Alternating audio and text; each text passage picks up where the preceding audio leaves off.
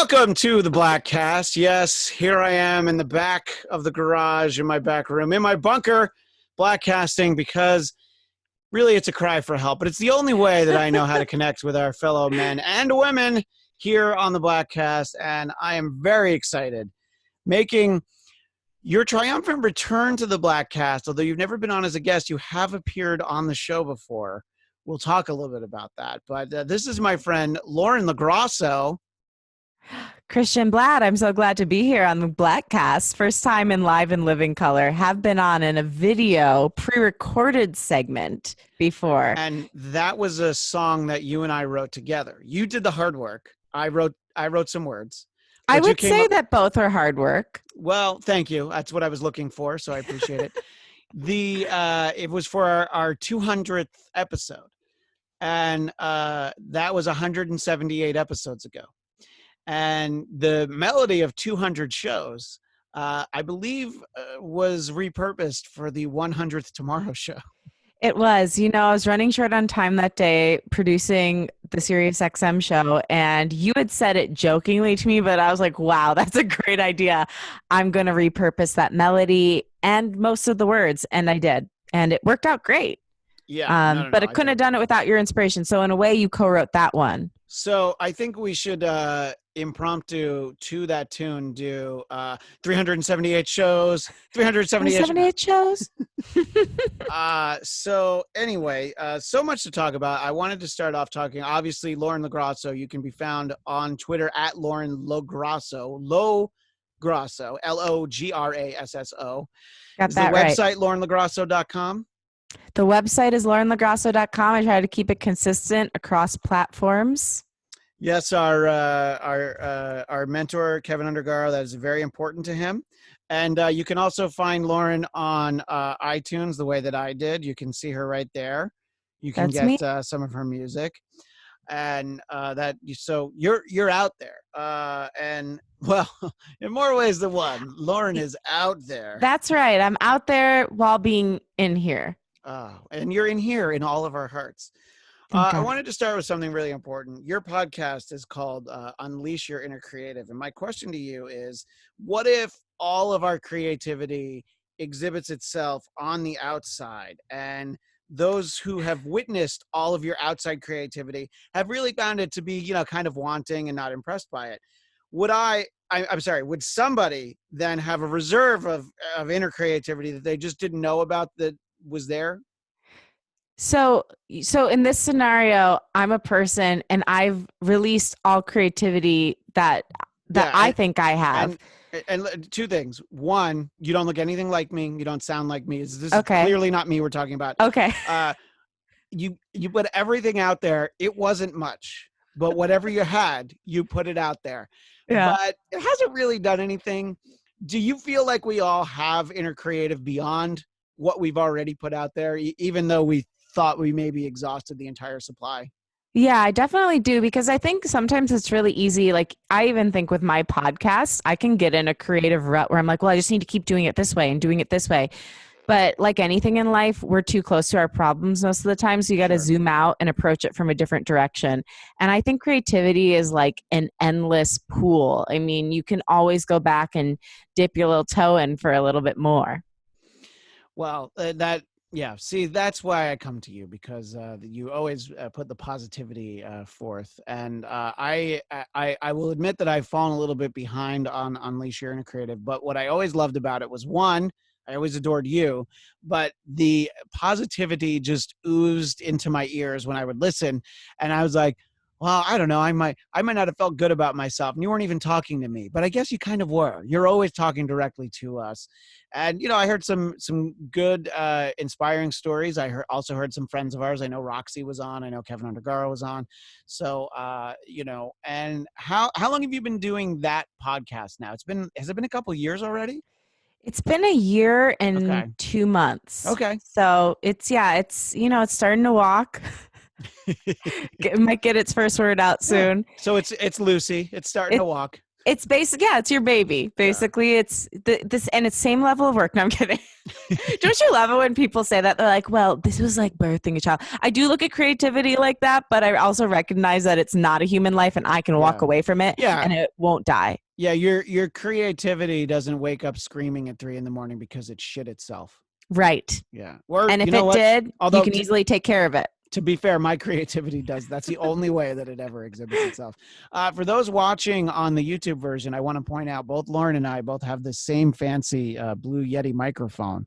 And you are the first guest who has had the same microphone as me. So hashtag twinsies. Twinsies. I feel like this isn't the first time we've been twinning, Christian.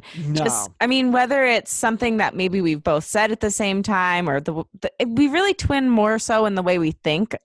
Yeah, because Yeah. you and I met 4 years ago now, by the way. That's At the wild. start. Yeah, I was Doesn't thinking it about feel it. like we've kind of known each other our whole lives, though? Yeah. So it's two things. It's like, oh, wow, Lauren is someone that I met, later in life for me because I was already a parent. And I'm like, wait, I've already known you for 4 years because Felix was basically a baby at that point. And at the same time, it's like, oh, it's only 4 years. Both of those scenarios are really hard to grasp. The idea that it's 4 years feels like I've known you so much longer. And the thing about doing that show was that we would be there really late, and let's just say we would get punchy. And Oh, would we ever? yeah, and just things that shouldn't have been funny would be. And the reason that I have the nickname for you that's Husky, that I think a lot of people would think is a very mean nickname, is It's because not. Husky's that company that makes all sorts of, like, I don't know, outdoor equipment, and I don't even know what the hell they make. I know they make like snow plows and They stuff. have like a yellow logo. Yeah. If you see it, you know it. And you saw it. This was like 3 a.m. You saw it at something, and you just went, Husky. Well, and here's the thing. Most of the time when I do weird things, people either ignore me or judge me. They rarely get me. Yeah. And when you locked eyes with me and recognized that that was funny and a weird, fun moment, and you wanted to repeat it, I was like, oh, he's my family. He gets me. He's my kindred spirit. And so in that moment, I honestly knew we would be friends for life. Yeah, it was just like, look, I loved everybody that we did the show with, even Jared. No, I'm just kidding. I liked everybody that we did the show with, but it was just like we connected so fast and it was so funny. And look, at that point, those 2 days a week that we did that show, that was the only time I really got out of the house. So I was just like, this is great. That was my social life. That was my work life. That was your creative outlet. That was everything. Yeah. And within a few months, I started doing stuff at AfterBuzz. But even those first few months, I didn't even have that. So it really was just that. So I mean, it was fun. It was such a silly environment, And I mean, look, the show's still on, and we're talking about it like it's past tense, but we're not on it anymore. But the Star Trek uniforms that Keven came up with, like all of the random gimmicks for it. Do you remember when he called his psychiatrist on air and put him on speakerphone? I didn't remember it till you said it, but I do now. Well, you know why I remember? I'm pretty sure that was the night that I had like 2 or 3 Bud Lights and got wasted for some reason. And you had to drive me to the airport. You to the airport. I had to drive you to Van Nuys. Not because I was drunk. He wasn't like, let's get this bitch on a plane. No, I had a flight I had to take, and it was a flight directly to rehab. Yeah, exactly. And it was just like one Bud Light too many, and it was all over for you. It really was, but that was funny. Some of the Tomorrow Show episodes have been taken off air, and I wish we could get them back up to relive those moments. Oh, I wonder. They're not taken off air, off of YouTube. Well, yeah, because a lot of them, we would use a lot of like music and clips and things. Right. That probably needed to come down, but I don't. I wonder which ones aren't there. So, I mean, it was such a fun experience, and I learned a lot. I met great people through it, and that was really my entryway into AfterBuzz. Which, I mean, at various points, I've done as many as like 7 hours of shows in a week there. Wow. So yeah. Well, that was like when I would do like Netflix binge shows, and you got to do a lot of those in a week. Man, I just did the Ozark after show. That's a bear. Yeah. shows. I would do the Marvel Netflix shows and was like, and I even like made sure that we didn't have to do 13 of them, which is what they wanted. I'm like, you got to do it 2. I would love to do 3 per episode. It's like, I'll watch it really fast, but it's just like, I can't talk for 13 hours. I mean, I've done that on a couple of Bladtcasts. We've done a couple of 13-hour episodes. But anyway, so it is funny to think about how long I've known you, and everything's so different than then because one, you live around the corner from me, except you're not there now. Most of the time, yes. Yeah, And we get, Christian, I really want to hang out with you. I want to do what my grandpa did where he would like have people over for coffee. I'll have tea for you. thank But you. have people over for coffee or lunch. We really only see each other when we knock into each other at Vaughn's Yeah, or that was the last on time the I saw you. streets, those Yeah. mean streets of Well, Toluca I, Lake. I texted you once. I'm like, I think you just ran by me. And then I saw you like stop, check it, and turn around. And then I waved and you ran back. Yeah. So that's usually what happens. Yeah. But Yeah. so yeah, when people are able to socialize in person again, we should, or, look, we can do Zoom coffee hour too. I'm fine with That would that. be fun. Yeah. But I'll probably just record it and use it as a podcast, right Perfect. now. I'd love that. Yeah. So you have your podcast and it has been a couple of years that you've worked for the network you work for, right? It has, yeah. It's been about the same amount of time. Wait, no, 2 years and Yeah. 1 month. It's Yeah. been. So a little longer. Okay. Yes. And what can you say about that? I never know what I to can ask say people. pretty much anything. So, So is it well, just say what it's called because I don't want to say it wrong. oh, no, it's fine. It's called Cadence 13. I'm the Yeah. executive producer of female content. Currently, I'm working on Brene Brown's podcast. I'm working on Yoga Girl. That's a podcast, not just like working on her. Look, I mean, if she's got to stay limber, somebody's got to work her. I stretch her at night. Yeah, somebody has to. Come on, it's a job. I'm working on Girl Boss Radio and the Goop podcast, and then I've also done Now, Lauren does the Goop Conrad's podcast podcast mean that the show is with Gwyneth Paltrow? Or? with Gwyneth Paltrow. She does usually 1 or 2 a month, and then Yeah. this other wonderful woman named Elise does the others. Can I ask you if every episode is scented the same way as that candle she sold? Every episode smells just like vaginas. No, I'm kidding. No, actually, I mean, I love working with them. I learned so much. It's been super life-changing. A lot of really good information, a lot of spiritual connection. Very cool. I like them a lot. And everyone that works there is really cool too. Well, I'm glad that you're happy. I think that you had a great arrangement with Maria, and obviously working with Maria and Kevin at the same time. I just think that this is great. Sort of what you're doing is working with so many different people, and I don't know. I think it was good because you had done that show for a while, and it's always good to. I don't know. It's good to have more things, because look.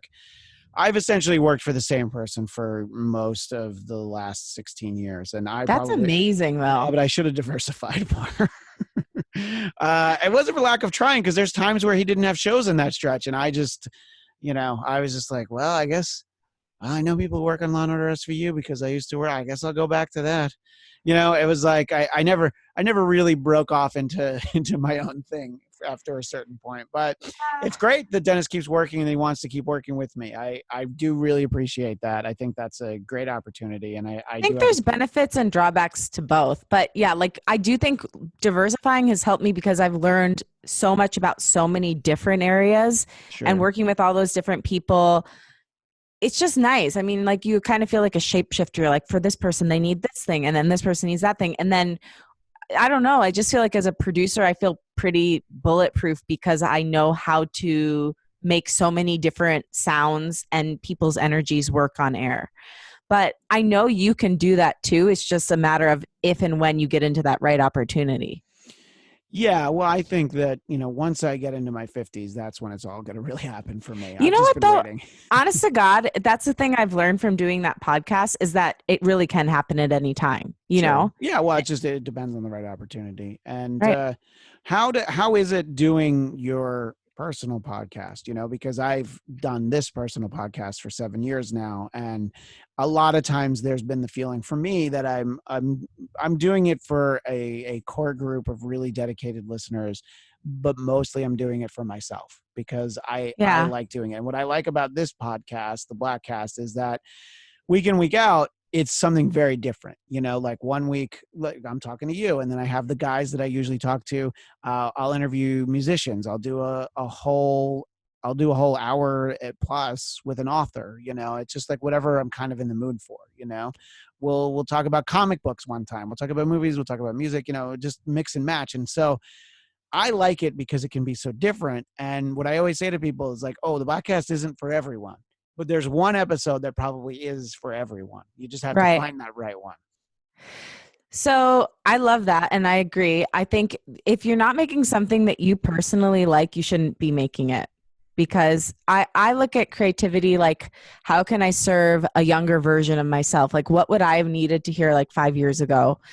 So this podcast is definitely one of those. It's had ebbs and flows. It's been on the charts a bunch of times. It was on New and Noteworthy 37 times. It's had some quote unquote commercial success, but Hello. there's also been times when it's been, the numbers have gone way down. What I found about podcasting, especially when you're not a huge, massive brand, is that it goes up and down.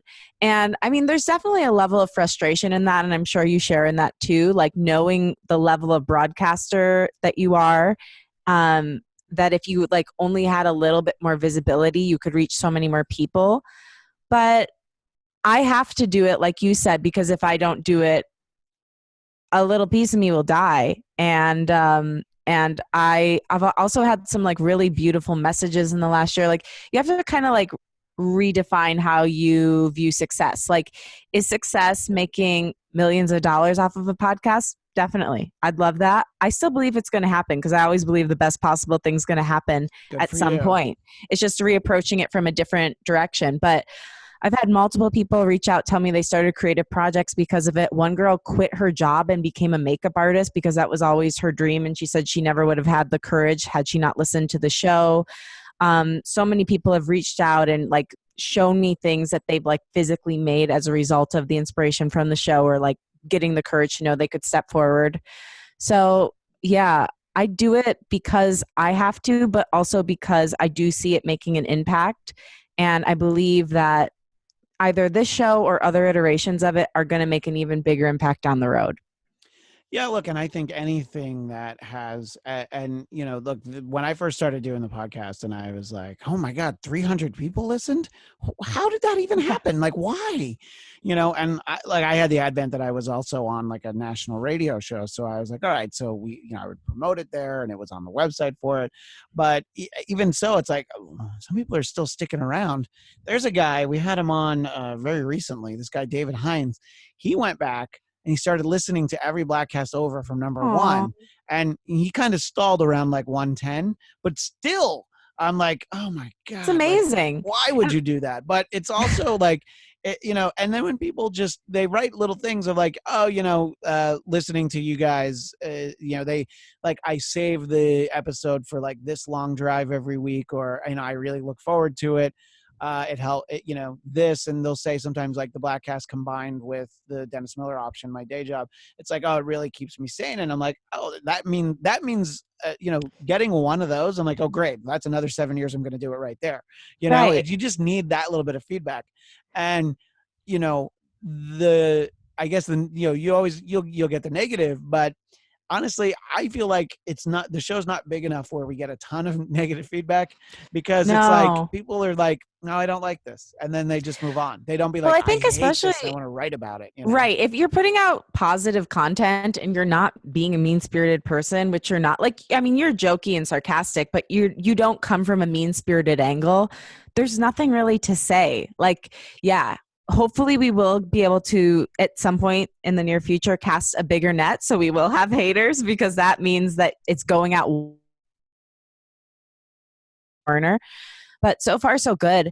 And just to circle back to something else you said, like I recently got asked, how do you advise people to unleash their inner creative? Because obviously that's like a big part of my podcast. And even if you're putting out something and it gets received by no one or one person or a very, very small audience, you can still make the world a better place just by being a happier person. Like just knowing that you had the courage to do something builds your self-esteem so much. Like just putting anything forward into the universe and saying like, here's me, I tried, here it is. It makes you feel like, wow, I actually do have the power to control my life a little bit and definitely to control my happiness and do something that feels authentic to me. Yeah, no, and I think that's the funny thing too, is like, because these episodes all get posted online, like, you have a different guest every episode, and somebody who's a fan of that person can find your show from 8 months ago, and that'll be the first time they've seen it. And I've been lucky enough to interview some people who in very specific areas are really well known. So sometimes they'll find like, a few times I've interviewed this writer. His name's Chris Claremont. He wrote the X-Men comic books for 17 years. And like all of the stories he wrote are the ones that they turn into movies. So obviously people come across that guy and they're like, oh, hey, I found this interview you did in 2013, and I'm like, oh, it's really cool. So it's fun but I'm still at the level where I'm like, I'm just happy anyone's listening. Maybe it's because I don't have the drive, or I just don't have the know-how. A little bit of it is I don't have the time. Like, this is essentially, it's for fun. I don't know how to actually monetize it. I don't know how to, Can have help you. advertising on it. You have advertising on your show. Yeah, I can help you. Please do. I definitely No, will. right now. I will Tell say me what I need to do right now. I can tell you because there might be someone listening. Use Anchor because right away they give you ads. And wow. So Okay. I was making money like from day one with this podcast because Anchor not only gives you ads, but they also have a Patreon like feature where people can sponsor your show. So I have a few sponsors that are monthly. I worry about Patreon so much because it's the ultimate. For somebody that felt rejected a lot in their life, it's like you're just setting yourself up for it. It's like, hey, do you like me? Great. Do you like me enough that you want to give me money every month? Well, And then the idea for me of putting up a Patreon and then everybody can see number of patrons. No, I'm totally with you. Patrons. I mean, that's kind of how I feel about like anything that's like forward facing, like YouTube or Spotify, where it says the exact number of views. I'm like, God, I wish that was higher. Yeah, I know. I've had to send like, just to try and get interviews with people. I'll send interviews that I've done before, and I'm like, oh, this interview from 2 years ago has 185 views. Whoops. But the podcast version did have more, but it's like, What's weird though? Like, unless it's a major, major star, I feel like most people really want to do interviews, like podcast interviews. Well, especially now, because it's the only way you can promote anything. Right. And, there's a great publicist that I use for a lot of stuff, to book stuff for dentists. And she's also booked stuff that I could do for AfterBuzz, because AfterBuzz has, a big reach. But she's just like, oh no, it's fine if it's not a fit for AfterBuzz. We'll do it for the Bladtcast, because she just wants to get her clients on something. Well, right. And as somebody who has hired publicists, there's nothing worse than when you're paying someone an obscene amount of money and they're getting you nothing. Like, I would rather have a podcast that's listened to by 3 people than nothing. Yeah. So, well, it's so easy to do it. So I've like talked to, just in these last like 2 months, I've talked to like musicians and authors and things. And it was just like, I watched an interview you did with a musician who's in New York.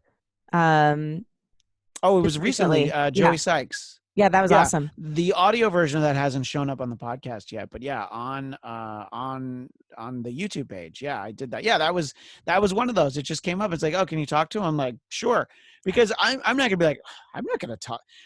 There isn't anybody that I've ever said like, I won't talk to them. Don't you know who I am? I don't need to talk to. I'm just like, wait, somebody would talk to me, and I'm like, that's content. And look, that's sort of the thing.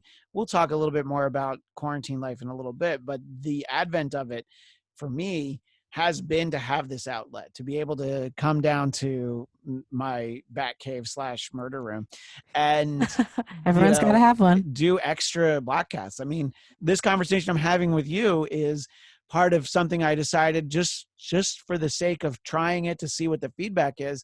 I was like, I'm going to do 5 Bladtcasts this week. I'm going to do it Monday through Friday, the big Bladtcast binge week because of the alliteration there. And I I'm was like, going to yeah, say that is killer alliteration come for on. your Yeah. And murder. especially when you don't have a windscreen. So, so you have to Oh like lean gosh. away. Yeah. I mean, I did. I No, could. but we want to see you. We want to see you, we were talking before we started recording. I actually have a windscreen that's about this size, the size of my entire face. I should just put it right there.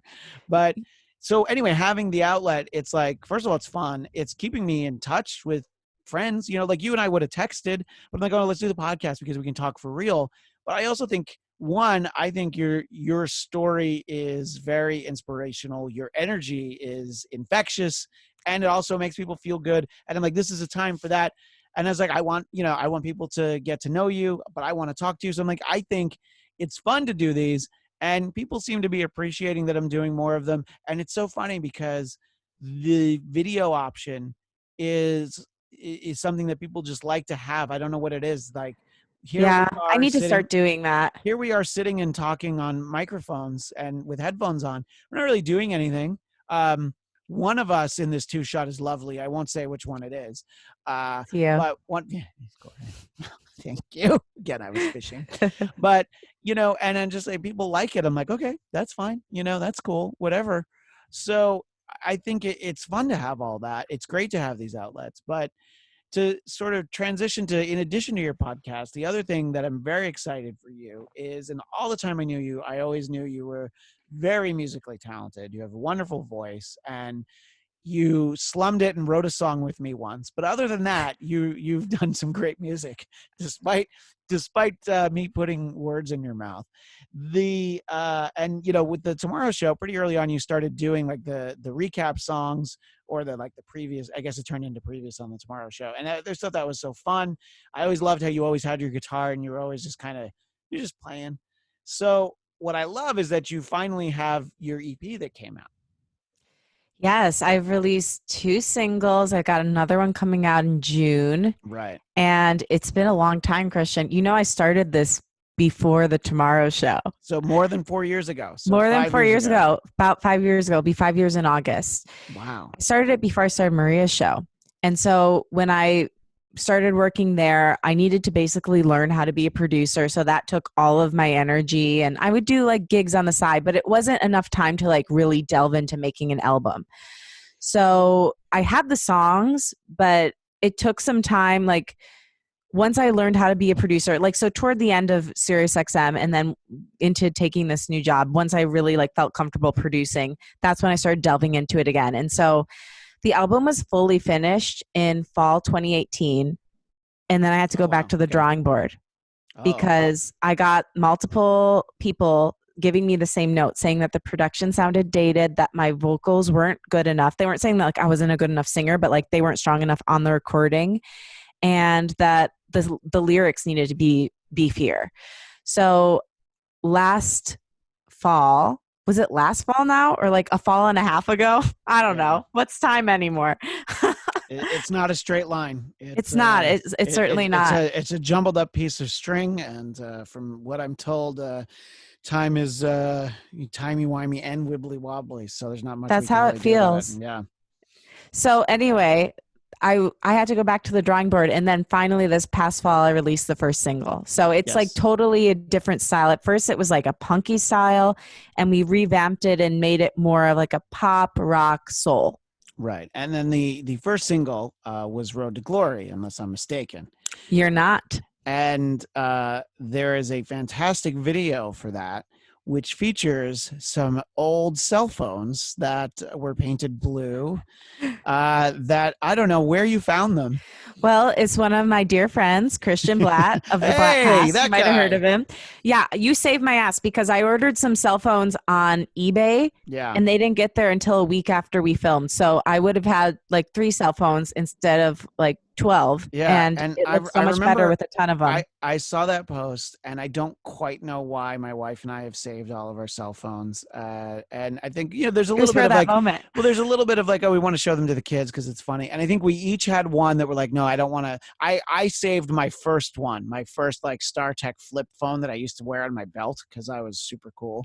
I don't think I gave you that one. And then there was like one that my wife wanted, but then the rest we gave to you, and it was like, no, it's fine. We don't need them back. Paint them blue, break them, whatever.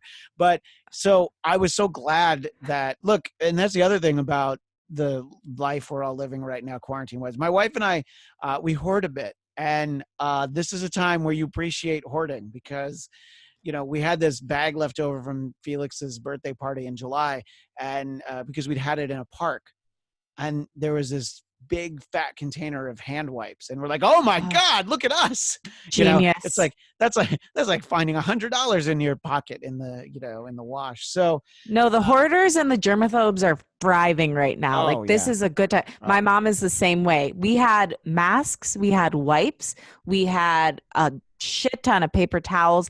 Sorry, I should ask if I could swear. oh no, yeah, you can Okay. definitely swear. Yeah. I mean, everything was already here, so we didn't even have to try to get into Yeah. that maze of getting those things. So yeah, that was a smart thing. But I will tell you, on top of you helping my dreams come true by giving me those phones so that I could use them in my music video, Sure. you also made my dreams come true because I was never cool enough to have a pink Razor flip phone. And it was always my dream. I would say, it's like I don't have any regrets in life except the fact that I didn't have a pink Razor flip phone. Sure. Hey, I Honestly, understand that. it's what I look back on and I'm like, I could have had it all, and yet I didn't. Didn't we almost have it all? We did, but But you came into my life and you gave me a pink Razor flip phone for my music video, yeah, and then I did have it all. which of course didn't work anymore, but Yeah, that's all right. and we dyed blue. But Yeah. other than that, Well, it was fun, and I know that some mutual friends of ours helped you out with the video. Didn't Roxy and Juliet both help you out with that? Roxy was, so it's probably sounding really weird us just talking about this, but we had like different vignettes, and every vignette had different colors to it and different themes. So the theme with the flip phones was communication. So Roxy, and there were like hands basically like taunting me with the phones. One would try to give me the phone, and then as soon as I go to reach for it, Yeah. they'd take it away. So Roxy played the arms Sure. in the blue scene, some of the arms. There were a lot of arms.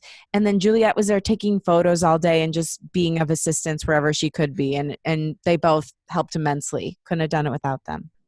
Yeah, no, and I think that's like when you have any kind of endeavor like that. And look, I mean, me doing the Bladtcast for 7 years, these poor sons of bitches that used to work with me at a radio show that ended 5 years ago, they still do this podcast with me. And it's like, we would have lost touch if we weren't doing the podcast. So I'm so glad that we still do it.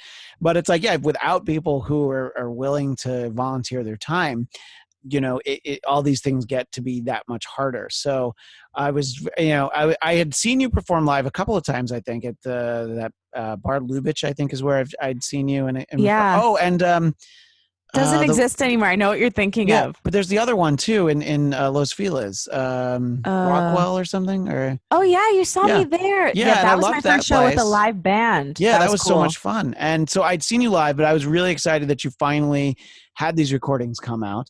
And, when I was doing my research, because show prep is my life, research is very important. I was listening again to Road to Glory, which is the song with the cell phones in the video. At one point, you have a lyric that I believe you refer to a fucking leech, and I'm wondering, was that someone specifically in mind, and was it me? Yes. And yes. Great. Yep. I was so Mhm. glad. See, so I'm glad I gave you the phone. So I'm like, oh, I'm in the song. That's why it was just a perfect moment because I got my Razor flip phone. I got the flip phones I needed for the video. And on theme, the fucking leech actually redeemed himself and gave me the phone. So, it was a really healing for me, Christian. Yeah, not for me though. I'm crying on the inside. So, and then obviously we talked about your song Rise. Now in it, you talk about getting kicked down 100 times. And I don't know about you, but me, like in life, career wise, Yeah. personal life, back in the day when I was a single man, I probably got kicked down like 100,000 times, maybe more. So I noticed that, you're talking sort of about, you took the time and you beefed up the lyrics. I do think that a lot of what I'm able to take away is just the fact that, yeah, look, there's been a lot of shit that's gotten in your way. And yet, I don't know, when I see you, you're always smiling. And like, I find that encouraging, that Aw. you can feel beaten down by it. And I've heard you on your podcast and elsewhere tell stories about when you first were, because you moved out to Los Angeles to act. Oh yeah. Yeah, I wanted it more than anything on earth. sure. I was like a psycho girlfriend except with acting. I was obsessed. I was stalking it. Hey, acting, you up? Basically, I mean, I just remember there was this one time I was living in my second apartment and my roommate wasn't home. So like I weirdly like, but we were very, very close friends. And I went in his room to like talk to my parents. And I remember hysterically crying and just being like, I can't do it anymore. I just don't think I could do it anymore. I want it so badly. And hysterically crying and crying. And my mom's trying to comfort me. And my dad's like, Joanne, she's saying she doesn't think she can do it anymore. It's too much for her. And that moment, I didn't think of it that way, but I think that was me recognizing that as much as I loved acting, the relationship I had cultivated with it was so unhealthy that there was no way I could pursue it and be okay. Even if I got Sure. everything I wanted with it, even if I got the dream, it still would have been a relationship that felt like it was riddled with abuse. Yeah. So it's interesting. I think sometimes we get the things that we want, and that's great, but sometimes we don't get the things that we want, and the dreams we find on the way to our dreams are even more powerful. And that's definitely been the case for me. Yeah, I mean, what I always talk about, and I mean, to the degree that I've had the success that I have, whatever it is, and it's for me, it's done me well. Is there have been a handful of times where I've spoken to people that I've known that are interns or whatever, and I'm like, look, you should always manage your expectations and adapt your expectations. So when I was like in middle school and high school, I was like, oh, well, when I grow up, I'm going to be Dennis Miller. And then at some point that becomes, well, I could write for him. I could work for him. I could, and then end up being on his radio show. So it's sort of like you can have those goals and you should pursue them, but just know that like, oh yeah, this isn't quite that, but this thing is great. So I should do it. And it's like, I look, I've always heard the advice that if you have a fallback plan, you're going to fall back onto it at some point. So you should pursue what you want. But if the opportunity presents itself and it is like producing a podcast or doing, something that is creative, but just wasn't what you were expecting to do, I don't know. I think you should still do it. Like I do too. if you thought you were gonna write the great American novel, but you get a job writing on a soap opera, you should probably take it because it's gonna be you're gonna get a lot of value out of that because one, you got to write a lot. If when you write on TV shows in general, but especially I'm picking soap opera because it's like they only have time to do like one take because it's like we got to keep going. Well, So yeah, and I think too, like sometimes things happen out of sequence, and that's okay. Like there's this great quote, and I'm gonna not get it exactly right, but it's Edward Albee, and he says sometimes you have Who's to go Afraid of along. Virginia Woolf? Edward Albee. Yes, exactly, Yeah. the I playwright. just wanted to I just wanted to point out that I read a book once. I just want to point out I'm a smart Once. son of a bitch. Yeah. I took AP English. What's up? Me too. Yeah. Yeah, too bad we weren't in the same class. We would have I'm thrived. like 40 years older than you. That's not even close to being true. But Edward Albee says sometimes you have to go a long way out of the way in order to come to the right place correctly. And I believe that. And that's what I still believe. Like, I mean, I just did a feature film actually with Phil Svitek, who you know. Hey, Phil Svitek. Yeah, he cast me in his movie. And so like I still act, but I needed to come to it correctly, Sure. not That from a makes sense. place of, oh my God, I need this or else I don't know what will happen to me. And also, sometimes we need to learn the lessons that are necessary for business in other areas. Like if I had learned, like I learned so much about the business while I was in podcasting. And if I had learned that in music, I think it would have been much more difficult to have learned. Like I just don't think I could have learned. Like I learned so much about like the backside of media and like how that whole machine works, and that's only helped my music career. So I think, yeah, everything is a blessing, and following the yeses as well as the nos is very helpful as a creative or anyone who's pursuing a path that isn't plotted out. Yeah, and I think it's look, sometimes the wrong opportunity comes up and you realize it's the wrong opportunity and you're able to look back and go like, oh, I'm glad I didn't take that, Yeah. but sometimes you have to just be open to the idea of, like when I ended up producing Dennis Miller's radio show, I'm like, man, I want to be a comedy writer. I don't want to produce a radio show. But I talked to somebody, actually, it's weirdly enough, somebody that I didn't get along with that well, but he had been a comedy writer and he ended up producing a TV show for a comedian. And I'm like, oh, I know this guy's going to know exactly what I'm thinking. And he's like, you should do it because you're still going to get to do the things you want to do. It just, you might not see it right now, and it was like, and I ended up being on the air on the radio show so much Yeah. that I was like, oh yeah, I And just, you subbed in for him and yeah, hosted. that's Yeah, I true. mean that's amazing. And and that's sort of it, it's all cyclical. So like by deciding that I can do my own podcast, and by doing it for a while, I felt comfortable enough on this one day. I'm like, yeah, so yeah, Dennis is sick. Our usual guest hosts aren't available, and so I'm just gonna do it. And look, I'll do it for an hour, and if it doesn't go well, I'll bail after an hour, And so I don't know. I felt like it was good to do it, and sort of just the idea of doing the podcast came about because on Sirius XM, Howard Stern has two channels, and there at one point were a lot of shows that were about the show, and I would listen. I'm like, these are people that are just talking about another radio show that people more talented than them did. And so sort of that was the funny thing, is that was the original idea for the Bladtcast. It's like, oh, we'll just talk about what went on the radio show this week. I think we did it once that way. And then we just talked about what we liked, and we just tried to make each other laugh. But it was like, look, if these guys can do a show, I can do a show. you know. Right. So it's and then I don't know, I've gotten a lot out of it. Well, I've and gotten you to you talk to a lot of people. It's been fun more than anything, though. and you can't always trace how the opportunities work out, right? So like that was a direct line, but sometimes like okay, I had been wanting to get into public speaking for a really really long time. And I started my podcast, and then the Girl Boss rally was happening, Right, sure. and they asked me to host a class about how to start a podcast. And I never could have taught that class and done the public speaking engagement had I not started a podcast, because starting a podcast as an individual is way different than starting it as a big machine Yeah, brand. sure. So, I mean, you never know how one thing will lead to another. So always do it. Take the Yeah. leap, honey buns.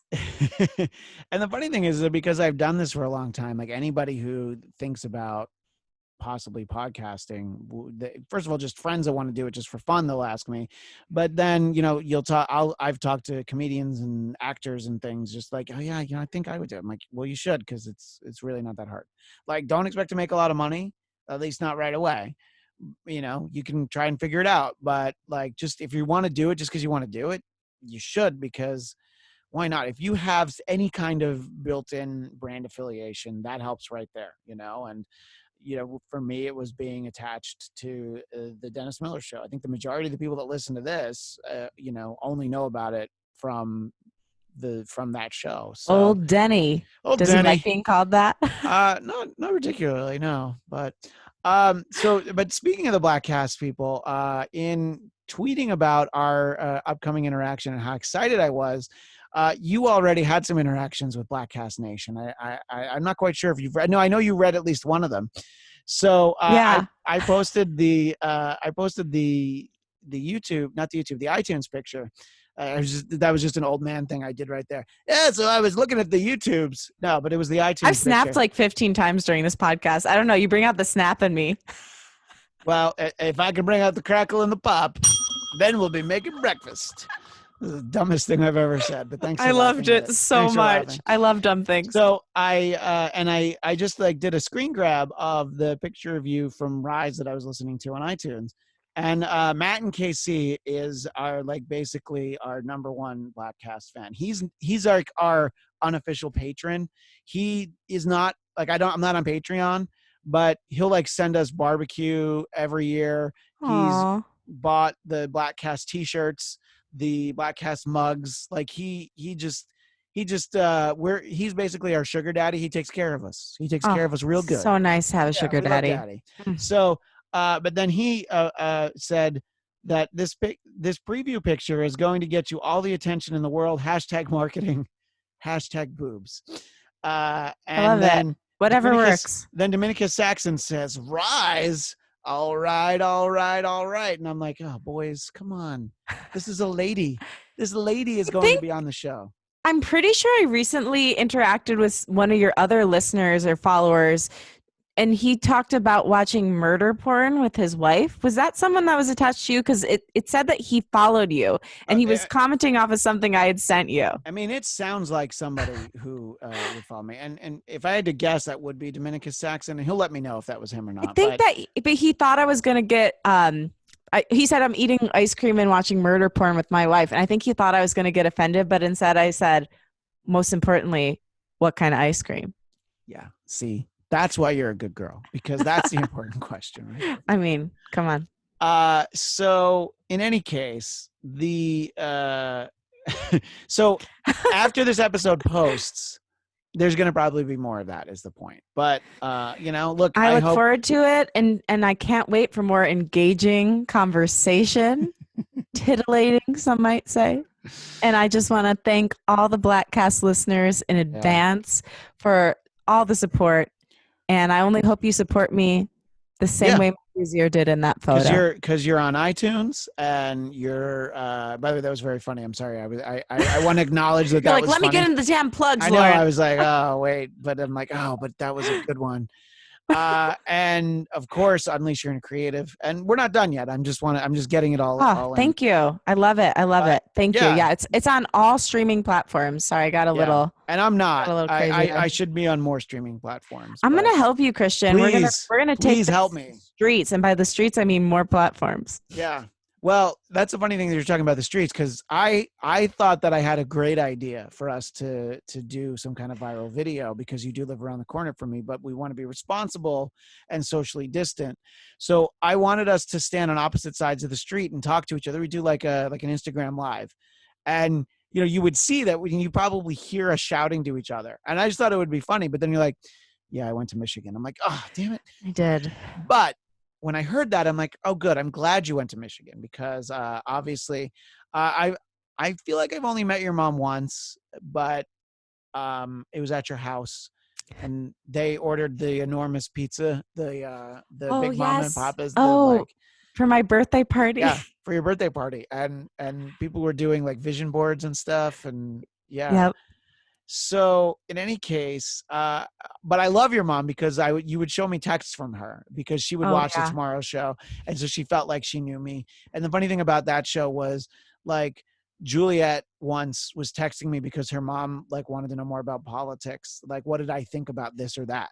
And her mom like knew me from that show. And I'm like, oh, that's so sweet though. So I like what the moms like me, is basically what I'm saying. Oh, the moms, the dads. My parents watch that show almost every night live, which was true commitment, because late. Pretty late. At one point, it started at like 9 o'clock our time, didn't it? Yeah, and then I think we moved it up to 7 our time and then 10 their time, but that's still till midnight. That's still late. Yeah, this is a late house. I mean, right now, what time is it? Like it's 1 almost, morning. It's almost 1 in the morning. Yeah. I'd rather be up late than wake up early. That's just always the way I've been. I mean, that's the way I be. I would love to do that too, but the kids are. You got the babies. You can't do it. I get it. It's not really up to me. You know what? Here's the thing. I think I stay on Michigan time even when I'm in California, because I keep the same hours, just normal hours. It took me a long time to not like live my life on New York time anymore. Eventually, I broke of it, but I mean, I would wake up way too early, even when like I first lived here and didn't have a job. I was like, well, I'm up. What am I going to do? But anyway, so I was glad that you went to Michigan, because I knew that that's where family was. And I think I worry about anybody that I know who lives by themselves during this time. Obviously you can worry about them for the health reasons, but just like, look, it's hard to be alone, and as exhausting as it can be to be with the kids, there's a lot of time where it's just like, they're really funny, they're really sweet, they mean well, they do love us, they adore us, they just have funny ways, obnoxious ways of showing it sometimes. So I was glad to see that you went home, you went back to Michigan. So while I miss having you in the neighborhood, we wouldn't be able to hang out right now anyway. That's So true. at what point did you make that decision of did you go to Michigan right away, or did you think that, like, oh, this is only going to be 2 weeks, I can write it out? I never thought it was going to be 2 weeks, but I didn't want to make the decision out of fear because the first 2 weeks I was like mentally effed. Sure, yeah. I was really having a hard time, like crying. I cried at work. I cried when I was producing the group podcast. The host, Elise, was like, "You seem like you're stressed," and I was like, "I am stressed." It was before they had called the stay-at-home order. So I was not okay. And I think it was a few things. I mean, first of all, we've never dealt with anything like this before. Second of all, I was feeling really, really, really upset about the fact that my parents were so far away. Like, one thing in moving to California, I considered that money might be an issue in getting home, that time might be an issue. I never considered that like a global pandemic could prevent me from seeing my parents. And so that the weight of that was really heavy on me, and I went back and forth and back and forth. I actually ended up quarantining with my ex-boyfriend because I personally, God bless anyone who's alone, but like we made the decision that we were going to quarantine and like be each other's quarantine family for this because it was just too hard to be alone. I was by myself. He was living with like 5 guys, so he decided to come Wait, over. he was living at the hamburger place? Basically, Sorry, it's a dumb joke, but I loved it. you see the I way want I the bell. tackled you so that I could get my dumb joke in and my little bell? But if you didn't, I would have been mad at you. So So yeah, no, but I get it. Yeah, yeah, that's like, I don't we know that. toiled over it. But basically, so what we ended up doing was we stopped going out for groceries 2 weeks before we came back. So like we had no contact with anyone. And then when we went on the plane, we did fly. We wore N95s as well as a regular mask over that one, and then gloves that we changed every time we touched something. And then once we got here, we quarantined for 15 days. Yeah, I think, So, I mean, that's totally the way to do it. It's and the funny thing was that after this had stretched on for a little while, my wife and I were like, why didn't we just go to your parents like the first day? yeah. We would have had help with the kids, but they also would have wanted to murder us if we had been there for 7 weeks by now. Have they But been alone too, though? her parents, Mm-hmm. yeah, I mean, it's just the two of them, and you know they they have interaction with people who like come by and drop stuff off because her mom makes a lot of masks for like a Oh, hospital in the God bless her. area. Yeah, so her sister Heather's aunt, like, she does too. So she does have people that come over. I guess there's no hugging or whatever, but you just because they're older, you worry about them more than you worry about anyone. Obviously, you can worry about everyone, but Right. the so they've got each other. But yeah, I mean, they are by themselves, but they're not that old just in general, but they're also they're very spry. They like go for a long walk every day.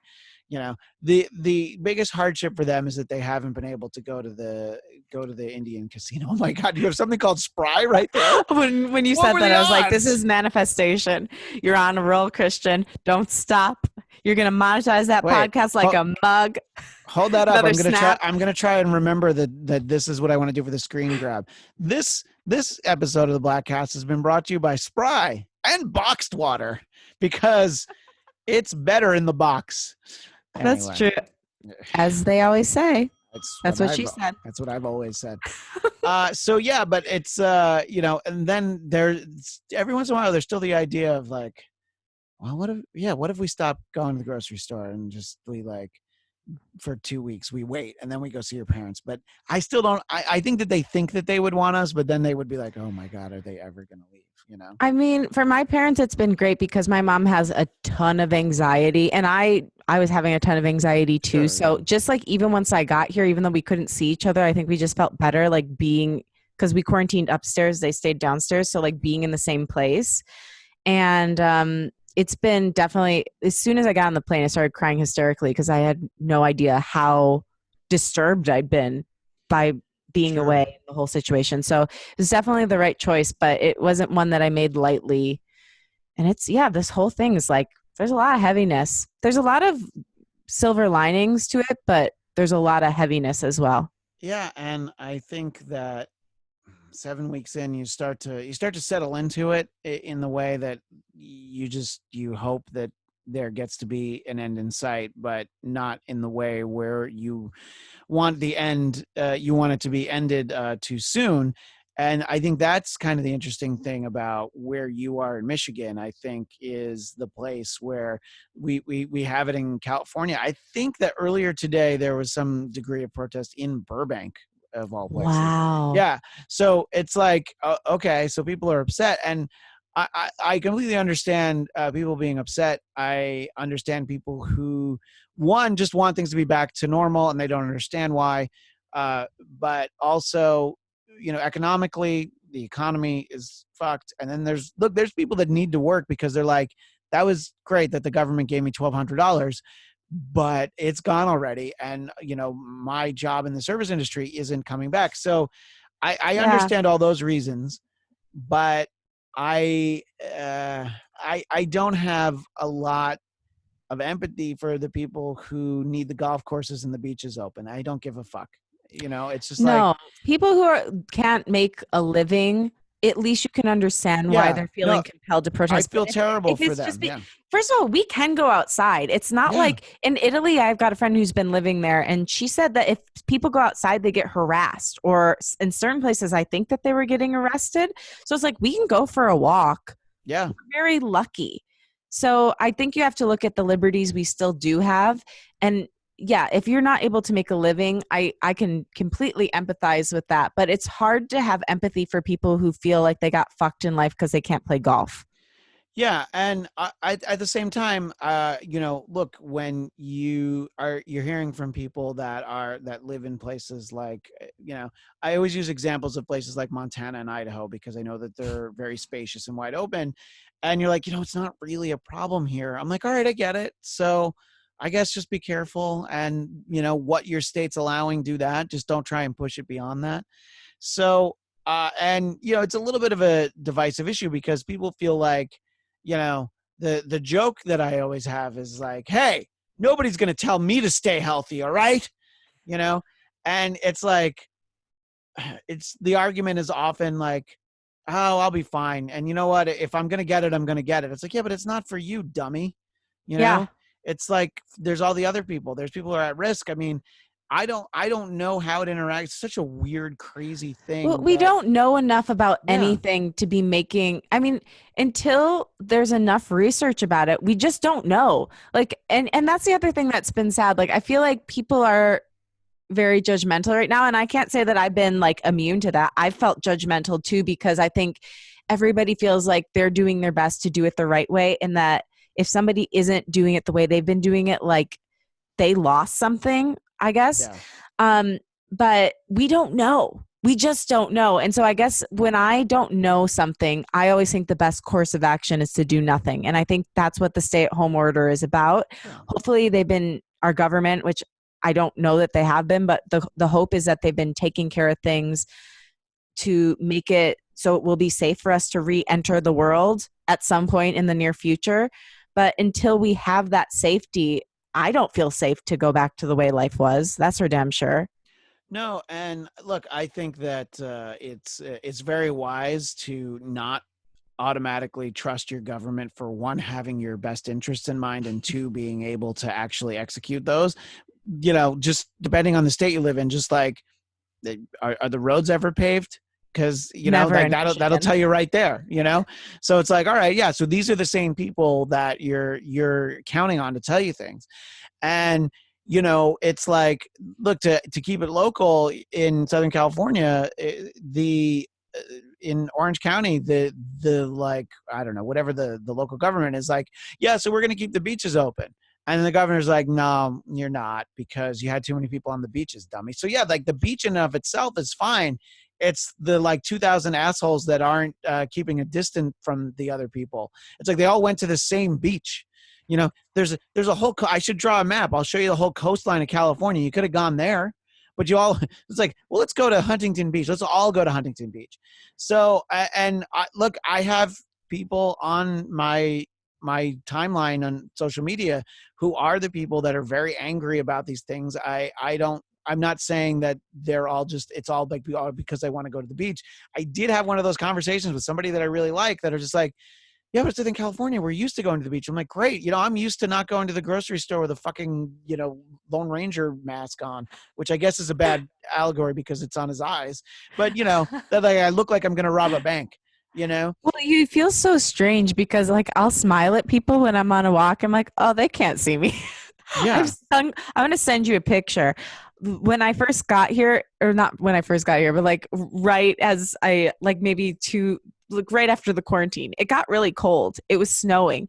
And so I was wearing like a Russian fur hat and then these crazy glasses and a mask and a weird scarf. And I went out like that. I'm like, if I went out like this 2 months ago, I probably would have been shot dead. Oh, absolutely. Yeah.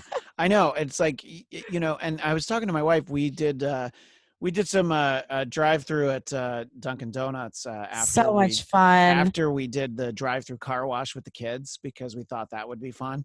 Because we didn't get out. It's a drive through car wash. Nobody has to get out. So we did Those that. are the best anyway. Yeah, right. I agree. Wait, where did you go? You can tell me off air, but I'm really interested. I'll just tell you.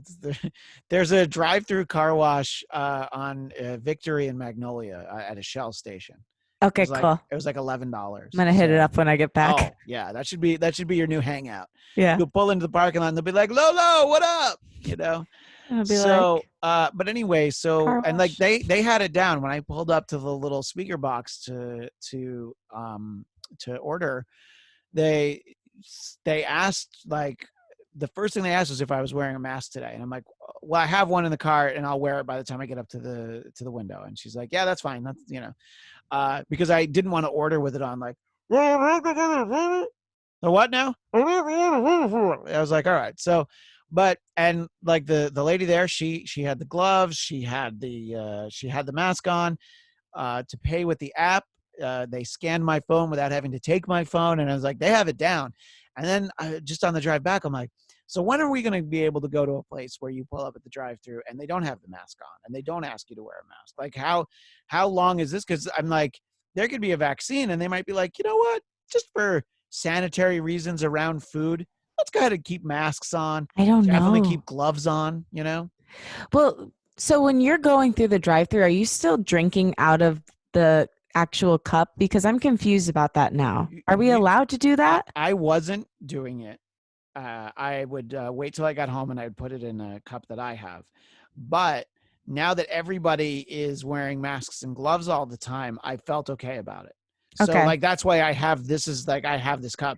I'll still, a lot of times I'll still wipe it off when I get home because unless I see it made, like sometimes, you can see at Starbucks, you see them make it, and then you see them put it on the counter and then hand it to you or whatever. I'm like, all right, I saw the whole process. I feel okay about that.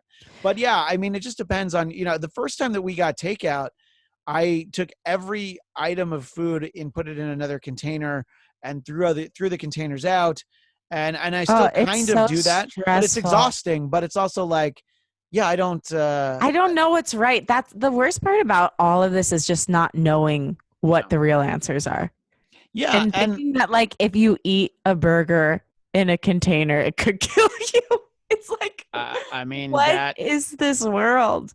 that is definitely the worst part, Yeah. And look, it's just how unpredictable it is. And I understand there's the we need our freedom back that people are asking for. There's the we need the economy. This is killing us. And I'm like, look, these things are valid. Those are valid. The golf / beach. Maybe it's because I don't go to the beach much, and I barely tolerate mini golf. So maybe it's. But I'm just like, look, just go outside and don't play golf. Go I outside and don't go to understand. the beach where there's 1,200 people, you know? I think that people are like mourning the way the world is changing and trying to force it back into, to use our box metaphor, back into the box that it once was, box water, the spry box. But, you know, life is never going to be the same. Actually, on Brene's podcast, we did an amazing episode, which if anybody like is looking for self-development, honestly, this podcast is like changing my life. I love working on it because it just makes me, I feel like, better every week. Yeah, I mean, But anybody who listens to the Bladtcast should actually be seeking out some kind of way to better themselves, and because this is that. the Bladtcast is not doing that. The I fact think that it you're is. here means that you need to improve in so many ways. Not you as a guest, but the listeners. They look, I need to improve. This is because I can't afford therapy. That's why I do this. Well, podcasting is very effective for that. But this episode we did with a grief specialist, and he talked about how we are all in collective grief for the way life was, because it will never go back to the way it was ever again. Yeah, I think that you'll be able to approximate it at one point, and I Mm-hmm. think that that point is a lot further down the road than a lot of people are willing to accept and willing to wait for. I think that there are different approaches to these places that are starting to do some reopening, and I've talked about this before. The first state that I heard was going to start trying to do some things was Texas, and I'm like, oh my god, that sounds terrible. And then I read about what they were doing, and I'm like, okay, so it's like stuff where stores are open, but you have to order online, and they'll do curbside pickup. I'm like, all right, I think that's a responsible way for the economy. You hope that that goes well, and you hear about things, and you're like, okay, they're at least taking it seriously. And then you hear about states where you're like, I don't know that they really have a plan. And Yeah. I'm sorry, the example is always Georgia, because you don't need a tattoo right now. Look, I clearly need a haircut right now. Look at me. My And mom cut my dad's hair. Maybe Heather could get you. I'm planning on doing a video where I just buzz the whole thing, actually. So we'll see. Ooh. But then my friend Will Sterling, who is a regular on the Bladtcast, he already did it. So I'm like, oh, damn it, that was my bit. I Rude. never told him I was going to do it, so that's on me. So anyway, it's and it's easy to live. If you live in California, you live in New York, you're just like, yeah, people need to stay inside. Well, there are places where you can probably do a little bit more than you can do here. You just want them to be careful, and you want them to be responsible when they do it. A friend of the Bladtcast, this guy Raging Rhino, he has a podcast called Raging Rhino Podcast. That's not actually his birth name, but he was talking about, like, he was seeing a surprising number of people on social media who were hoping that people in Texas got more cases of coronavirus because it would prove their point. I'm like, no, I hope all these states that are reopening, I hope they're the ones that are right. And those of us who are skeptical of it, we're like, oh, good, okay, good. They did handle it right. Yeah. I don't hope that it doesn't go well. I hope the opposite. I hope it goes really well, and then other states will follow suit, and then all that. You're just worried about it, and I've heard a lot of so people say disturbing things about, wishing that this side would pass from and well, yeah, it's just the, like, oh, well, these are Trump supporter states, so good. I mean, I've read I that. think that is so, I've heard multiple people say that Yeah, and like out loud. And I'm like, how could you say something like that out loud? yeah, That's a human life. I don't care what your political ideology is. And I understand that maybe certain people who support Trump do have the viewpoint of like, we should reopen right away. I mean, clearly a lot of people do, but I don't wish anyone death. yeah. No. And it's just like, and it's like, even wishing people to get sick. I'm like, well, just why? So that you Why? can So say you you can be were right? right? Well, that's it. They want to That's be right. disgusting though. And here's my thing is, I'm terrified that I'm right. I don't want to be right, Yeah, I'd love to be and wrong. I think we'd I all love to be wrong. yeah, I wrote on Facebook earlier today, and I thought about whether or not I was going to do it. My best friend John, he's the best man in my wedding. I was his best man. My friend John, he lives in New York, so he lives in Harlem, and he got it, and he has it really bad. His wife got it, and she was fine after like 2 days. And there's another a woman that I worked with forever ago at NBC. She had it. She had like a terrible 3 weeks. She seems okay now, which is great. But I mean, he's in the thick of it right now, and he wrote a post where he described what it was like and how bad it was. So I asked him, I was just like, I kind of want to just do a screen grab and post it because I'm seeing too many of these. We need to go to the beach. We need to be playing golf right now. And I just like, and I don't know, I wrote this whole like ramp up to it where I'm like, I'm not telling you that you have to do anything, because I think it's counterproductive when I see friends who are also just all caps saying stay the fuck home. I'm like, okay, but you're yelling now. Yeah. And And the shame is people, not a social and justice tool. right. And the people who are saying, like, give us back our freedom, well, they're yelling too. And I'm like, see, that doesn't help. So I'm like, look, think whatever you want. I just want to give you this information. This is a guy who's 44 years old, just like me. Okay. This isn't somebody who's, in their 80s and has, a series of health problems. And he, more than anybody that I knew, he had the gloves, he had the masks, and he Mm. was super careful when he went out, and he still got it.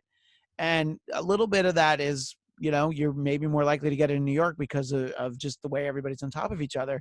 But it's like he still got it, and it's like anybody can get it. And sure, that's in New York, and that's the other terrible viewpoint that people have, is like, why is the rest of the country suffering for New York's problem? And I'm like, well, it's not just New York. It's just worse. It's the worst in New York. You know It's what still I'm happening in hoping? other places, even in Georgia and Texas. It's happening, just not happening on that scale. Yeah. So I Well, don't what know. I was hoping people would gather from this, and it seems to be going over most people's heads, or at least like the people I've been hearing talk about it. But what I was hoping is that all people on all sides of the aisle and whatever background they come from would realize how intricately connected we are. Yeah. That when one person hurts, everybody hurts, and that like literally a cough, we're connected through a cough. We're like, you can't separate yourself from other people because what you do does have a direct impact. And I wish that people could view it from that point of view versus a them and us kind of thing. Because if anything, it should be a unifying, terrible thing that all of humanity is going through and that we all protect each other from. Right. And that was sort of what my point was. It's like, look, it's like you can worry about your own health, but it's like also, and this is something that I wrote in the post, and that's why I'm looking down, because I'm sort of reading from it. Yeah. I mean, Was yeah, I'm this really curious to was hear it. this idea that, there's health concerns for your friends, your loved ones, but don't forget, like, there's your neighbors, there's the neighbors you haven't actually met yet, your neighbors, there's all these people. It's like, look, these are all people. And you know there have been terrible quotes from some very higher level profile people, politicians and pundits and stuff, about like, oh, I think the older generation would be willing to sacrifice ourselves so that kids would be fine. I'm like, yeah, well, I'm not.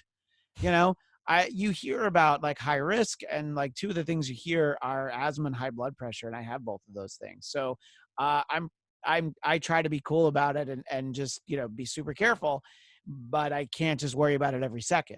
But it doesn't mean that I'm not worried about it. So all I was trying to do in posting my friend John's account was, look, just think about this. Okay. You can read it and be like, yeah, but that won't happen to me. Okay, great. I hope it doesn't. But I just wanted to, like, provide information that wasn't, I don't know if any of you have anybody that's been posting this, hey, YouTube took down this video. Yeah, because they I took have down so many people you because know a what lot that of my video is? family. That's two urgent care doctors in Bakersfield. Yeah, I would take that down too, because they're urgent care doctors in Bakersfield. They couldn't even be urgent care doctors in the show. They didn't get to the big time. They're urgent care doctors in Bakersfield. So no, I don't need to hear what they have to say. It's fine. I'll hear. I also don't need to hear what Dr. Phil or Dr. Drew Oh have to God, say. no. But and it's just like, sometimes Or YouTube Dr. takes something. Oz. So yeah, well, yeah, sometimes, or Dr. Demento. Sometimes they YouTube takes things down because It's it's a actually threat. harmful. It's very harmful what people are saying. So I like, just because you know, what's the uh just because you're paranoid doesn't mean I'm not after you. That's a Nirvana lyric. It's like, but just because it got taken down doesn't mean that what was there is something that's important. So I don't know, but Yeah, I've actually seen that all over my Facebook feed from family here in and Michigan. there's a problem with having this be our everyday right now is I know that people who I interact with who like the Bladtcast and people that I genuinely like, they have at least a slightly different feeling about a lot of this stuff that I do. And I'm not saying that, like, I thought that this wasn't going to last for very long because I said, I'm like, when you get to a month, like the economy is going to be, just devastated. So I don't think it can last that long. But then just the problem, it just got bigger and it adapted in ways that they didn't expect. So I really thought that the economy was what was going to stop it from being the way it has been. But it's just like, look, I guess we'll figure it out.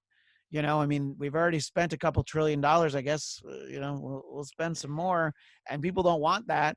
But I don't know what the solution is, but they're trying to figure it out. And Doesn't I seem try, like our government does either. So yeah. you're in good So, company. right. So that's why I tried to say, I'm like, look, I'm trying, look, I just feel differently. I'm trying not to judge people that, even the people that feel like they should be. Look, we should all be able to go to the beach anytime we want to, but there's a reason why it's closed because, it's just like, first of all, I don't care where you're from. The beach isn't essential. you No. know it's like you don't have to go. Even Tiger Woods doesn't need to play golf right now. So it's fine, and he probably has his own course anyway. Yeah, he'll be But fine. yeah, exactly. But it's so I don't know. And anyway, I usually try not to talk about things that are too divisive for too long, but we keep having to circle back to this because it's Because so it's what's important. happening. I mean, it's what's happening. Yeah. And listen, I think that the thing that is most obviously the virus is enemy number one, but as far as like non-physical threats, the biggest threat right now is judging and shaming each other because we're already all in some version, at least some small version of hell. Like we're all Sure. going through our own little personal trials and tribulations every day. And so the judgment doesn't help. And I think, hopefully what your audience does and what we can continue to do is spread truth as much as we can. And like you did today, I think that post was really responsible. You just kept it to the facts. You didn't say, you're so bad. That's not going to help change anyone. Whether you think that the people who are staying inside and telling you to stay inside are bad, or the people who are going out and protesting are bad, Yeah. calling someone bad and telling someone they're a bad person never made anyone change ever. Yeah, look, I've talked a lot about this on the podcast, and I was talking to you before we started that we spend 3 days a week with another family, but we started doing that right from the beginning because there was an article we read that we felt, okay, they're like, no, you can't have play dates with other kids, but if you do, just stick with one family. And it was out of kind of necessity because we all had these remote jobs, the four adults, and there were gaps for all of us where it was just like we couldn't cover them all, and we didn't want to bring in like this other family was going to use a nanny service, and they were going to be No, getting a different nanny every day. And it's just like, well, we'll help out, you help us out. And so we do that. But here's the thing, I don't post about it. I talk about it here, but I don't post pictures of all four kids together because I just don't want that. I think So it's smart because people wouldn't take the time to understand what yeah, was really going on. right. And I try not to do what I'm afraid people would do to me.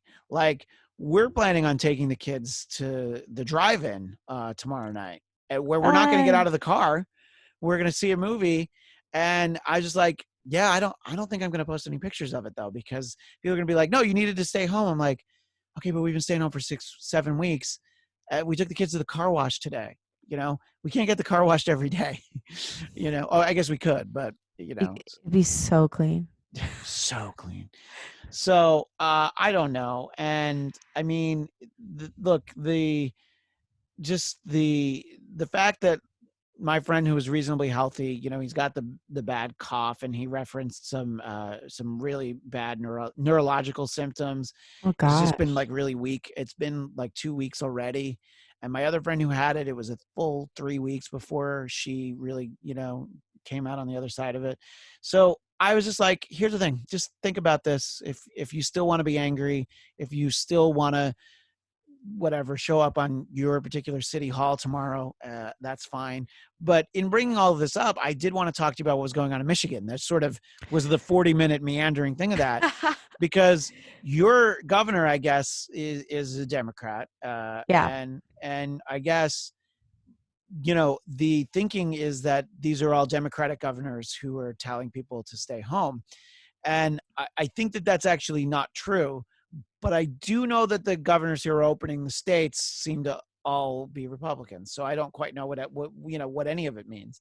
But so to me, I always thought of Michigan as a fairly left leaning place, but I guess it's not, because It's pretty purple. yeah, It goes, I mean, president, besides the Trump election, it's almost, at least in my lifetime, always gone blue. But when sure, it yeah. comes to the governor, it pretty much flip flops every few years. Which, by the way, I kind of understand that. I think it's like, a lot of times when you have like a Republican president, you end up with, some Democrats, in the House and the Senate. You have Democrat for a while. It's like, yeah, let's, switching. I'm like, yeah, I kind of get the way that the general public feels. It's like, let's not have more of the same. Let's try and mix it up. So, but just look, she seems to. Sorry, what's her name? I want to call her Gretchen Whitfield. Whitmore. Whitmore. So I knew Whitfield was wrong, but I was close. You're close. Sam Whitfield is a fan of the Bladtcast, though. I like him. Shout out to So Sam. yeah, right. Shout out to Sam. But so Whitmore, and to her point, she's like, okay, yeah, you can protest all you want, but we're still going to do this. And I saw a great tweet earlier today, and I don't know who I saw it from, but it was just like, yeah, so this state order got extended, this one did. So all these protests are accomplishing is just creating large crowds where you're spreading the thing, and then it's like, look, and you're protesting, you're possibly in some cases opening too early. It's just gonna make it worse, and then you're gonna go back to how it was before, and maybe it'll be longer. I don't know. So since you're there in Michigan, I kind of wanted to get your take on the situation, and if you can see the side of the protesters, at least understand where they're coming from, whether you agree with it or not. I can't understand why they're protesting with AK-47s. Yeah, well, there's that.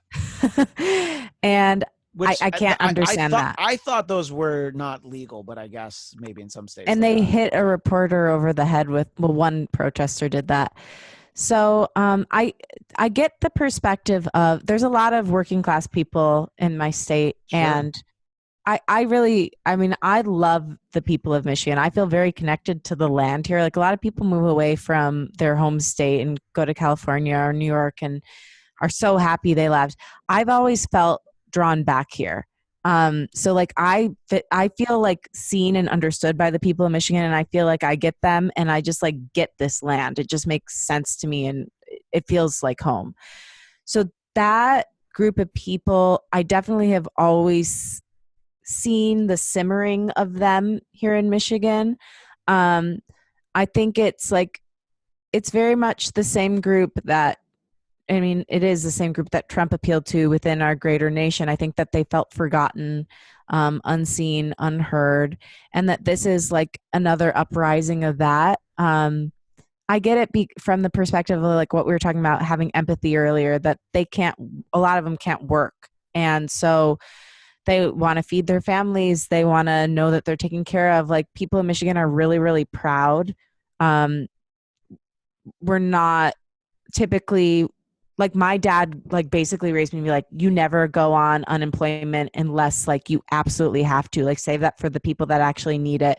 So I think that there's like a great level of shame that's bubbled up in them. And I think it's coming out in the most low level way possible in these protests. Like, it wasn't like people are like walking around with signs and saying we want things to change. You've seen the images. There's violent screaming. There's people with these machine guns. So yeah, all in all, I'm horrified by it. I have seen the bubbling up of this happening even pre-pandemic, and I'm not surprised that it's happening. Like I said, like, I do have a lot of family members in the Macomb area, which is one of the areas of Michigan that won for Trump. And I've seen them posting things that are pro these protesters, a lot of them. Um, but interestingly enough, like there's a faction, like so half of them are pro the protesters and half of them are pro staying home. So that's it. They're like, but they're all Right. Trump fans. But it's interesting to see that kind of faction growing and that discomfort and I'm interested by that. Have you seen that at all with your friends or family or followers? I've seen there are people who are like, I don't know what the right thing is, but and look, it changes the longer it goes on. But there Mm-hmm. are a lot of people, especially the first few weeks, that are just like, look, I don't know what's right, but yeah, let's stay home because it seems safer, And Mm-hmm. the surprising thing is how much we're still able to do by staying home. I've said this It's before on amazing. the podcast and conversationally. Just think back, think if we had done this 10 years ago, 20 years ago, if you're old like me, imagine doing this in 1990 and you didn't have an internet, you know, Not you even one. you might be there was not even one internet cord, and it was just like you couldn't really work from home. Nobody had a fax machine in their house. Yeah. So just the fact that we're able Except to do what this. about Bob? Do you Yeah, ever see that movie? I How do. he works from home and i he love punches in? I do love that movie. What It's about, one I of my haven't seen it in favorites. years, but and look, I was talking about sort of the other family, the fact that there's four adults who all had jobs that we needed to figure out how we could all do without having the childcare. We consider ourselves very fortunate that we have that. And I have a job that I really like and I have a lot of fun with. So there's that Right. too. And not, look, and my wife and then the other mom in the situation, they're both in writers' rooms, so they have fun. And the dad he's doing like teaching for like a film school. So Wow. yeah, so it's like, we're lucky that we have all these things. Plenty of people don't have those, one for, financial reasons, but also just the outlet. We have these things to focus on every day. It's like, I'm down here doing the Bladtcast as much because I like doing it. It's fun. I like having it to focus on, but and then doing Dennis's podcast twice a week is fun, but it's just like, I understand people who like, they're just like, okay, I've definitely had enough. And I think if they felt like you could go back out, you could. But again, like you said before, you can still go for a walk. You can still do things. And look, you have to do things. And I'm surprised that like the ice cream shops and the drive-through Dunkin' Donuts and things are open, but they are. And I haven't been at one where I'm like, ooh, I don't think that place should be open because they are not being responsible. I haven't, I'm sure there's going to be examples of that. I haven't seen it though. Right. I You mean, my know? friend Annie texted me tonight and she's like, I'm at an ice cream shop because I had to get soft serve, but everyone behind the counter is wearing a mask. And, our governor called for everyone to wear masks, but people have completely disregarded that here. It's strange. Like in LA, the minute Garcetti said everybody needs to wear masks, I feel like everybody had them on. But here it's weird. They've kind of like when we go for walks, we're the only ones wearing masks. Yeah, that's interesting. I mean, the states where it's just recommended, I can understand it. I mean, here it's like you can't, like, you'll be asked to leave from an establishment. This was the first time where I was at a drive-through and like I wasn't going to be able to order if I didn't have one. Yeah. So it's, and then I don't know what they do if you show up and they're like, just kidding, don't have one on.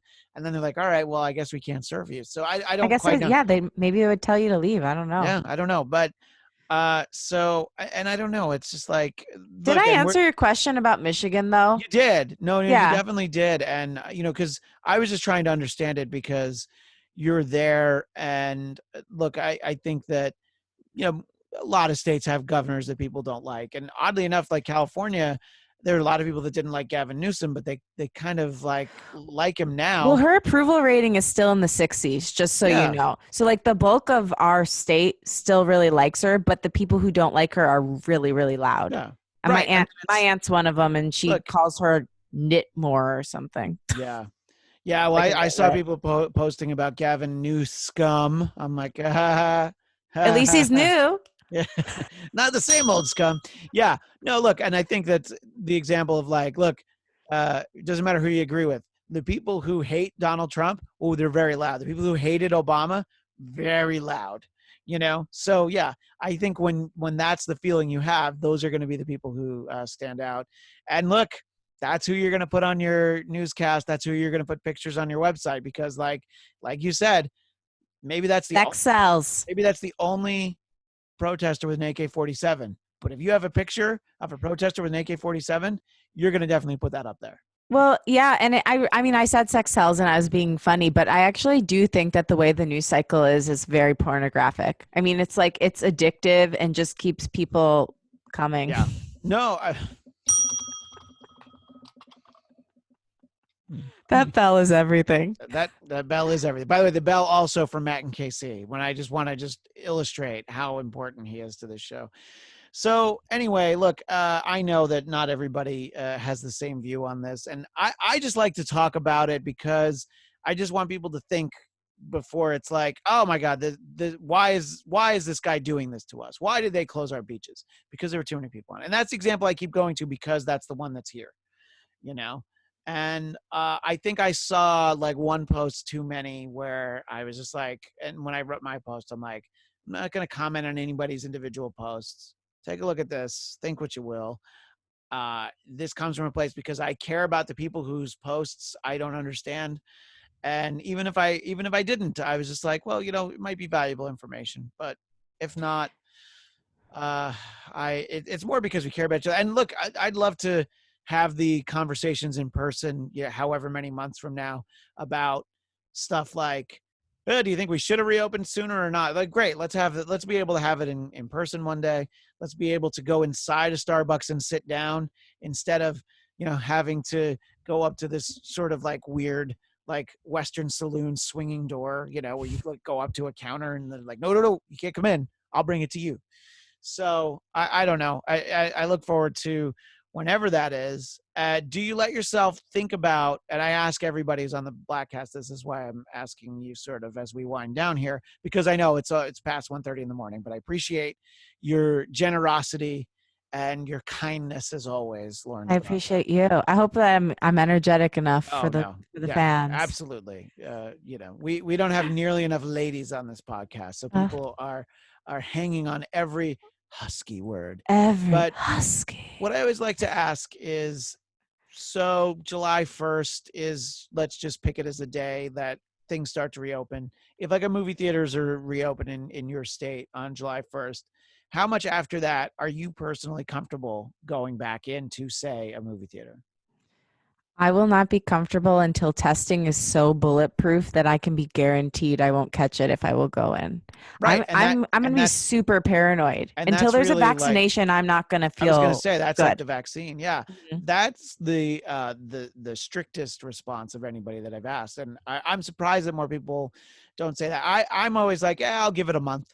If nobody's getting sick in the movie theater after that month, I'll feel okay. But I completely understand what you're talking about. And then sort of for you, there's the advantage. I'm able to ask you this as a performer. What would it take for you to be comfortable performing in front of an audience? Is it the same sort of level of testing / vaccination, or Well, they're saying that singing is one of the quickest ways to spread it. is Because that when you true? sing, yeah, apparently there was some choir, I don't know where it was, but where Oh, and it was like 50 people and 30 of them got it and I like 6 of them died or I read something. that too. I do forget where it is, but yeah, Yeah, but it's really sad. So, I think concerts are going to be one of the last things open. Obviously, like performing at a bar is going to be a lot less, but I would want to feel really safe because if I did a show and somehow spread a disease to someone, I if I wasn't already in that state, I would want to die. well, Um, I completely understand that. You don't want but you. yeah, I don't want to be the test dummy for it is what I want to say. Sure. Like if like you said, if other people are doing it and then like after a month or two we find that the data supports that doing these things like going to movies and singing concerts isn't a danger, then I will start engaging with it, but I'm not going to be one of the test patients for it. I don't Sure. want that for myself or for No, others. I get that. And also, you have to figure if you're going to perform and give audience members a disease, you want to at least do it the way that Motley Crue did it in the 80s and, give the diseases the fun way. Yeah. STDs, in case anyone was confused. Okay, so they're like, Did, wait, did Vince Neil give people smallpox? I don't understand. Here's a blanket. Well, Lauren, I hope that we're able to interact in person in the very near future, and I hope you're up on a stage, doing hits from the new album. I hope I'm doing hits too. Yeah, Yeah. please listen to it. It's on all streaming platforms. Rise is the name of the new single. Road to Glory is the other one. And then you can listen to Unleash Your Inner Creative wherever good podcasts are found. And I'm also doing live. I didn't do one tonight because I didn't even get into this with you. I got an inch long splinter in my foot Oh my today. gosh. Yeah, it was Wow. it was gruesome. My mom was like poking at my foot with a needle for 2 hours. So I Yikes. didn't do the live concert tonight, but frequently most Fridays while we're in quarantine, I'm going to be doing Instagram live concerts. So come to my page. You can request a song. I'll sing to you. We'll talk. Maybe Christian will make a guest appearance. We I would did be once happy sing a to. karaoke song, and it was like this weird karaoke machine that judged you. I got really poor scores when I performed by myself. But when I performed with Christian, we got a perfect 100%. So I might have to pull him on stage for a song. Oh wait, you're talking about your birthday party when Yeah, when we did karaoke in what did we Koreatown. do together? I don't even remember. Did we do Total Total Eclipse of the Eclipse of the Heart. Heart? Yeah. Yeah, maybe we'll do a recurrence of that I performance. I am always ready for any, look, karaoke is not in our lives right now, and I think my wife thinks that's a good thing, but I would be honored to be Your wife is wrong. if you want to live stream us singing Total Eclipse of a Heart. Well, that might be a good idea, Christian. Maybe I'll do a karaoke night where I invite friends and Yeah, fans in to sing with me. great. Yeah, Brilliant. I See, love you this helped me idea. unleash my inner creative. See, and here all along I was talking about how I only had outer creativity. That one came from inside. That one came from the heart. Total It Eclipse did. of the. Love that.